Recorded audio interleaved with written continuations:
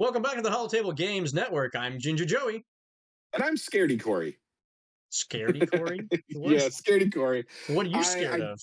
I just got back from seeing Hokum, and it was terrifying. It's the The newest hell movie is from. Hokum? It's a horror movie from Damian McCarthy. He's made two other horror movies. If anyone watching is a horror fan, they're on Shudder. Caveat and Oddity are his first two movies. They're both fantastic. This is his newest movie. It has Adam Scott in it, and it was also terrifying. I do recommend do not read anything about any of his movies because you can never guess where they're going. And that's part of what makes them so terrifying because you don't know when something scary is going to happen. And he's a very good at the I'm going to build tension to seem like I'm going to do a jump scare, and then I pull back. And we never had the jump scare. And you didn't, and you're like, well, okay, now I don't know when there's going to be a jump scare. And then middle of nothing happening, jump scare hits. So he But then M. other Night times, Shyamalan's you.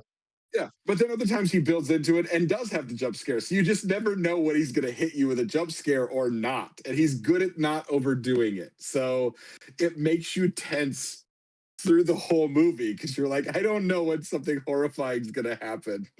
Sure. All right, cool. Yeah. So, And the stories themselves, last thing I'll say is the stories of all of his movies are very good as well. Like they have a lot of depth to them for a horror movie. They deal with trauma, falling apart of marriages, things like that. They have good stories underlying them as well. So yeah, just overall, if you appreciate good, very scary, but well-made horror movies, his movies are incredible. cool. All right, Yeah. this is our weekly SWUmary where we recap what happened in Star Wars Unlimited over the weekend at the PQ season. And so we had quite a few PQs over this last weekend. And Yeah, we did. quite a diverse turnout of who won and top eights and stuff like that. So, whereas the meta has been primarily dominated by Lando, Obi-Wan, and Boba Fett Lake Country, there has been quite a few other ones. Daedra Colossus has been the up-and-comer that has been squeaking Mm-hmm. out stuff. I saw two Sabe Data Vaults, I think, won over the weekend as well. And then we even got a couple Thrawn Yellow Forces, some Yep. Kazudas. There was two Kazuda data vaults. You see a Piet here. Now, I will say one of those Thrawn Yellow Force is an 8-person PQ, Oh, which okay, touche. uh, Well, that I mean, but frustrates me. honestly, I would say honestly, the average of players is probably around 40 to 45 if you Yeah. take everything out, which is okay. It's a good turnout. Doesn't overtax any store with a lot of like logistics to Yeah. figure out. I think the biggest one was this 86, if I'm not mistaken, Yeah. or There was was there 100 86 that something? was up Oh, higher. I think 86 was 113. 115. Yeah. 113 at in Germany, which was an Yeah. Aura data vault that won that one. Yep. So, and you have your usual comers, two Aura data vaults, Obi-Wans, both Virgin's Temple and 28, Talzins. So, both a green and a yellow. So, I am genuinely one thing I want to mention on that, as we saw in that lineup. One deck that did very well this weekend was we did have a fair number of Kazuda Data Vaults hit. yep. The one thing that did surprise me about those, I haven't really seen full records or anything like that, is I love that deck. I've played that deck. It's a variation on what I've played extensively. Man, does it get shut down so hard by Condemn that Uh, I'm so surprised that a lot of that they're doing as well as they have with the number of other of control that we have coming up. So I wonder if they're getting some lucky hits. I mean, they can still win after a Condemn shuts down Kazuda, but it's tough for them because they have no upgrade removal. Well, yes and no, because what you're doing is you have to change up your playstyle a little bit. You do, So yeah. Kazuda turns off Condemn as long as the Condemn is not on Kazuda. Yes. So Yes, and you, that's that's something I think part of the dominance of this deck this weekend. Maybe some of those control players that they might have matched up with did not know that and condemned something and then had Kazuda turning it off. Because the reason I say condemn shuts him down hard is if you put condemn on Kazuda leader, he's just can't do anything because that shuts off him being able to turn anything else off. And he mostly wants to turn things off. So, Sure, so like, maybe they're not deploying him, is what I'm saying. You just change up your yeah, play style. If you play against a hard control that you know is going to throw the condemns at you, you just leave him in your leader zone to turn off the condemns. yeah. Yeah, and that is fair. Yeah, yeah. If you do that correctly, which yeah, that's part of it. But I do think it still is it's tough. Like a control deck is very hard for this Kazuda deck, from what I found. But it's a very good deck still, and that's the other thing is who knows what their matchups were, who they played against as they got up there, who they lost to, who they won to, and that's where we go back to what I'm really highlighting with all of this rambling is we're seeing a really diverse field, incredibly diverse field. It really is, especially if you look at the top eight. There are so many two ofs and one ofs that hit top eights this weekend. Yes, we had a lot of events, so that helps, but it is showing you that there are a lot of options and you're going to see a lot of variety. And there's going to be a lot of luck, honestly, in what draws you get as you're playing, who you come up against. So again, what we've talked about in the past, we are seeing uh, that we've got a top four decks, I would say, to really think about. Probably five. I would say it's the Boba Fett Lake Country, the Lando, and the Obi are your top three most represented decks right now. You're still going to see those decks regularly. Beyond that, I would say the other one is the control decks, which I would lump in, honestly, Deidre, Aura, and Talzin all into that same boat as control decks. And that overall is actually more of the meta than Bobo himself. And then last of all, you've got Darth Vader, who's making a comeback. Can you handle Darth Vader? Those are the decks that I think if you need to be thinking about and thinking about how your matchups are if you're going into a PQ. And if you're good into enough of them, I would say I would look for at least 66%, at least 2/3 of them that are good matchups. Then maybe run that deck. Don't be afraid of running something off the meta because it's going to be a lot of draws. And if you can hit those decks that you're prepared, that you're well prepared against, and that you have something that you don't think they're ready for, then you're inviting your opponent to make play mistakes as well when they don't know your deck. All right, so let's also comment on the Eternal, because Eternal is a format that kind of Yes. it felt like was front loaded in the PQ season, but we are getting a couple of them on the back end of the PQ season right now. And if you look at these three here, we have three different winners. So Django was obviously the winner up here, and he made up only two of the top eight decks in this particular match. So you even have Daedra Blue coming in Eternal and making a showing, and you still get your Tarkin Towns as a big factor for this. Yep. You've got the Job of the Hut Lawless Blue that's showing up as well out there, Ray Data Yep. Vault. I think what we're seeing is the call on Django might have been the right ban call. I'm worried about. We already saw a card spoiled that gives a bunch of tapping down a bunch of damage to units again in the next set. But I will say, at the moment, I think we're at a place where Eternals meta is feeling pretty open. There's a lot of variety available out there. We're seeing a lot of the usual contenders, but I'm also thinking we're going to start seeing some of the newer decks. We're already seeing, as mentioned, Jabba from Lawless popping up. That is a leader that can be broken in Eternal, and I think it's very possible we might start seeing more of the current set. Somebody's going to crack Lando in Eternal. That's going to happen.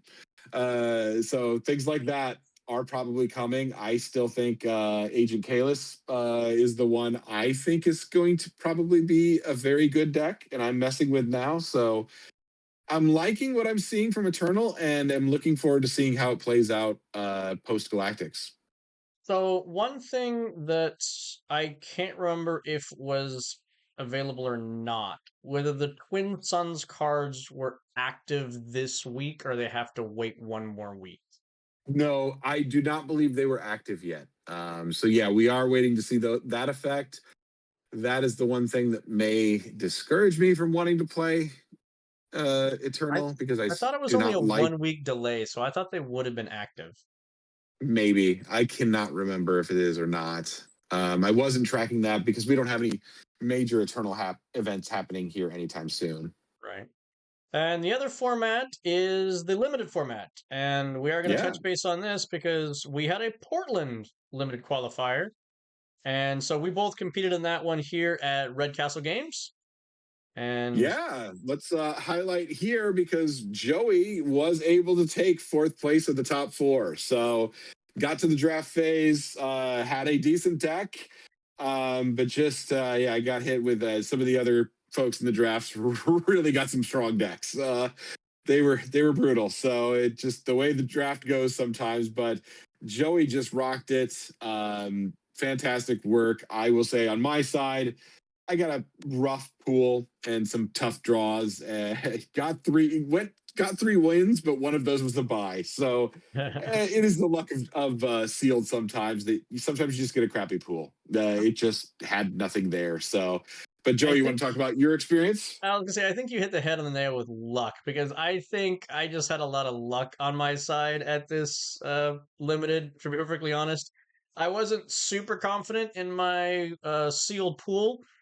Managed to get there by the skin of my teeth. I think I went 4-2, just had the best tiebreakers at the 4-2, so I squeaked in at eighth in the qualifications on that.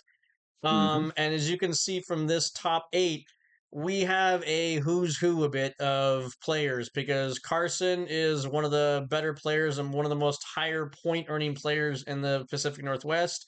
Yep. Um, Batman DeBracco is a multi PQ placing uh, Ben down here, he has qualified. So we have several world qualifiers already in this top eight.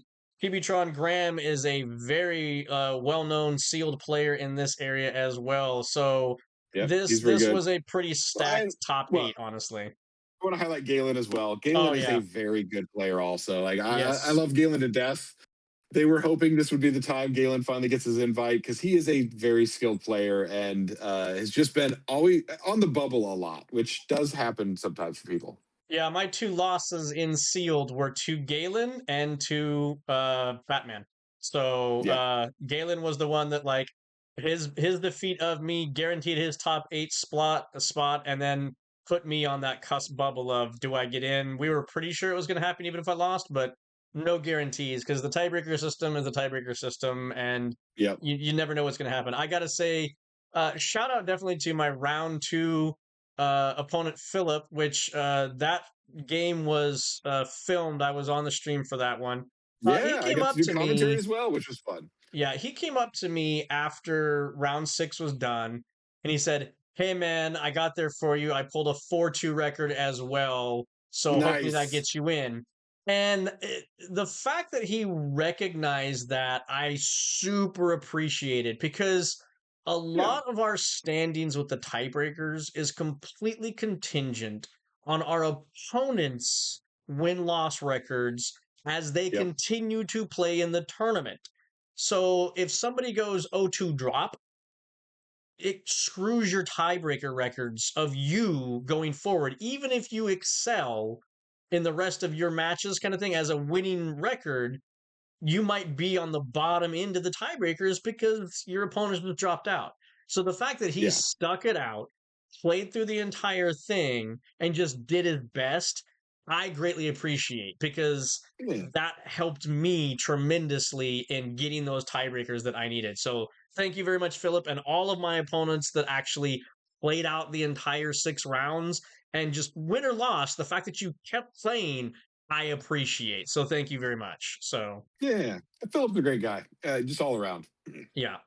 So Yeah, this was like I said, it was I like sealed. I like the draft part about it. The drafting was for like the top eight was very interesting. So um yeah. we all looked at leaders, and then we're sitting there going around, and I think the table ended up splitting. Like the one half was primarily villain, and the other half was primarily heroic leaders. And so it Yeah. was one of those things of like, once a pack got passed, like the guy to my right was pretty much all villain. I was like, unfortunately, all heroic leaders. And then I think Graham was to my left, and I can't remember what his, I think he had a small split, like a 2-1 leader split, right? Like one villain, two heroes. But it was Yeah. like, as soon as the guy to my right, which I think was Eulogy, if I'm not mistaken, Yeah. as soon as he passes to me, they were all villains over there. So I basically get first grabs at heroic stuff. But when the packs Yeah. go the other direction, I'm getting the scraps of all the heroic stuff coming my way. And I was just like, No, well, this that's is the going to be an worst. interesting kind of like, how is this going to pan out pool wise? And so, yeah, Yeah, that's it was, tough. it was funny, but also interesting.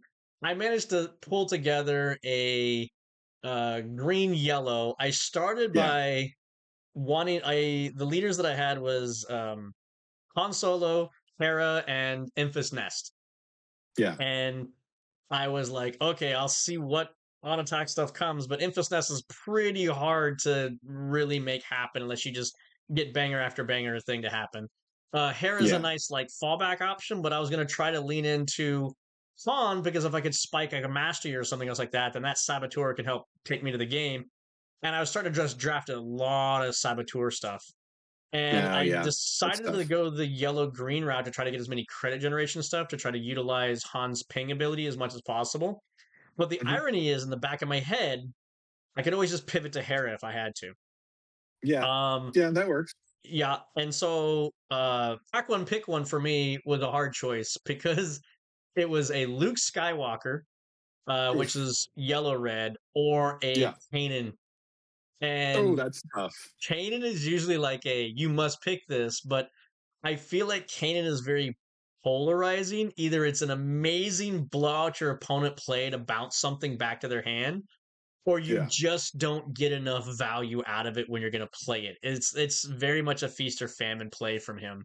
And so I Yeah. packed one, picked one, the Luke, just because a 7-drop bomb that big can come into play earlier. And then if I had the backup plan of Hera, then it can actually utilize quicker. And if nothing else, it's just I use my base at 7 for that drop if that's the case. For a whatchamacallit, Han. Yeah. And Yeah, then that makes sense. through the course of time, I got a Millennium Falcon, I got a Rose, I got a bunch of other like units that like help stabilize and get all that stuff together. And so, Yeah. yeah, it was just interesting. But like, I got zero of like the big like removal cards that you want. I saw no Oh, masteries. yeah. I saw no um punch sucker punch. What is it? Green. The haymaker. Hey, and saw no haymakers. I Yep. saw two flash the vents. That was the best thing that I got out of it.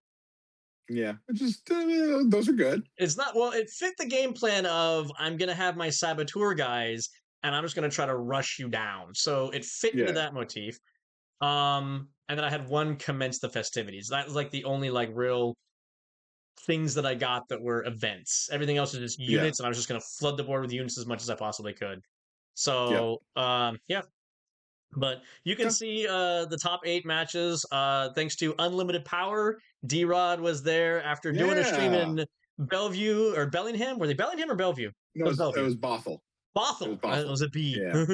So Yeah, they it's were in up at Bothell. Zulu's Bothell on Saturday and had a quick turnaround to come down and do this one on They Sunday had for a us. oh Whew. god, they had a late day. Yeah, They had a but late day on Saturday. they put together a fantastic production and they have it broken down to where you can watch the Swiss and then you can watch the top 8 after that in 2 different videos. So if you want to Yeah. see all the action, you want to see my personal gameplay among some other fantastic players playing, check out Unlimited Power D Rod's stream of that. So Heck yeah, yeah. That's that's it. actually one last thing I did want to mention related to the Bothell PQ that is something to highlight for those that are watching and encourage your and any store that is running it to do it is always keep the time limits on the top 8 until the final match. You should still use the time limit. They had what felt like a 3-hour long Dryden Blue Force versus Deidre Blue match. Oh, I uh, didn't see that. in the Okay. top eight. Yeah, the this final four matchup was those two, and the tournament organizer decided top eight would not be timed. Oh. Uh, don't ever, if your tournament organizer is talking about doing it, tell them that's probably a bad idea just in case. Because an hour 15 should be plenty of time to play a match. Part of it was the players knew they weren't timed playing control decks. They took their sweet ass time. Well, And you if don't they know. had a You time weren't limit, they there, would have played so fine. No, no, I'm saying like they.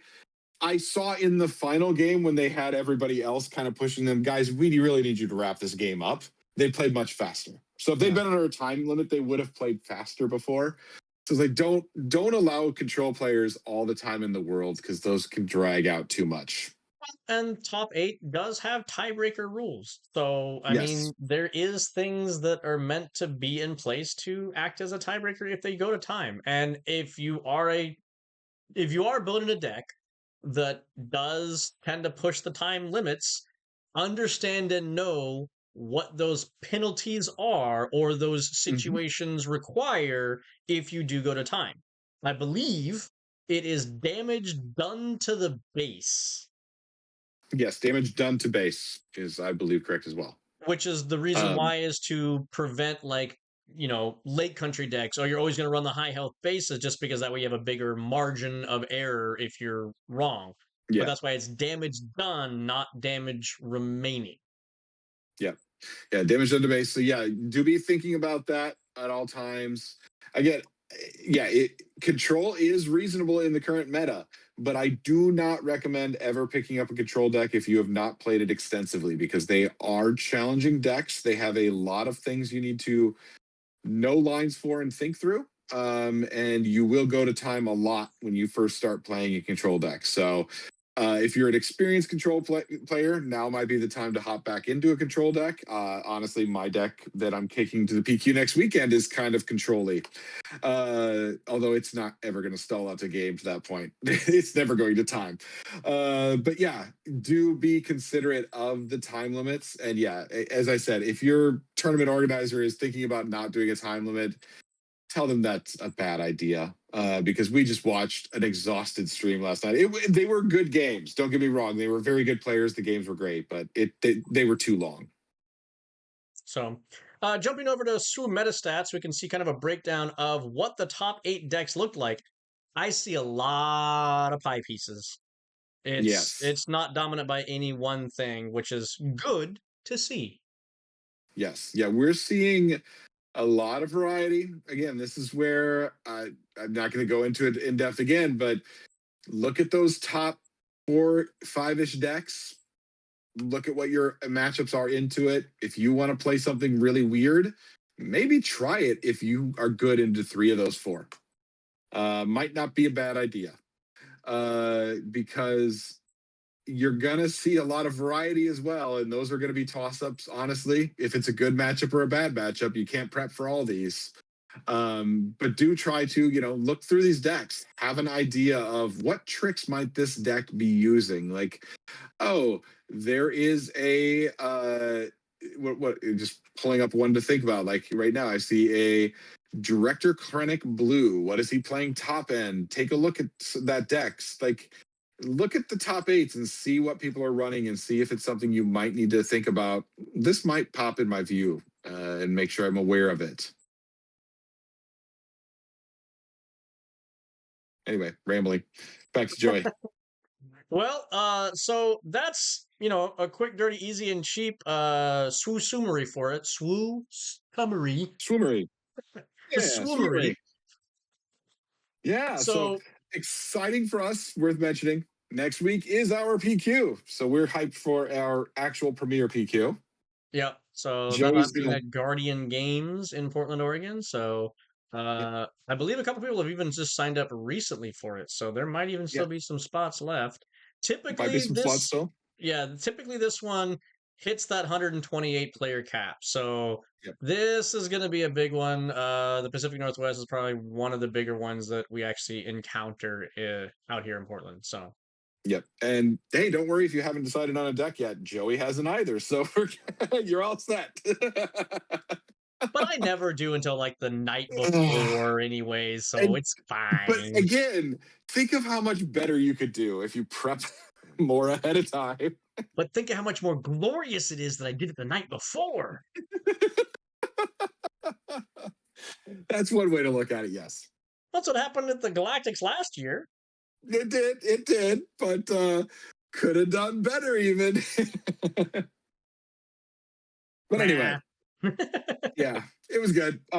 So yeah, looking forward to that. So we'll be back next week with a SWUmary talking through our PQ experience and hopefully talking about one of us spiking the top 8. I think there's potential for both of us to potentially to hit that.